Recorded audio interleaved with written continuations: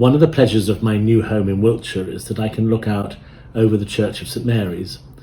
Like so many churches in the county, it is built upon layer of history, going back, in this case, to Saxon times. The new edition of Pevsner is not particularly impressed by it, but stand inside it, and even as a non-believer, you can almost hear the prayers said here over the generations for good harvests, victories in war, the return of a husband, the escape from plague, or even just enough to eat. In its modest way, it reminds me of my time as a chorister at a far grander church in London, where the plaques and monuments were a welcome distraction from the sermons. St Mary's is one of over 500 churches in Wiltshire.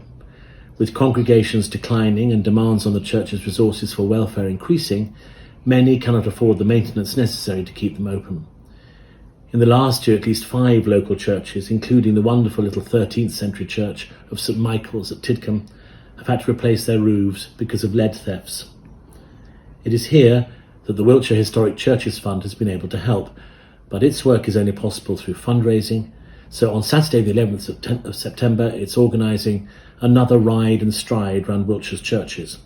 Get yourself sponsored to either walk, ride a horse or cycle between churches. You can nominate your local church to receive half the money you raise, and the rest will go to help others.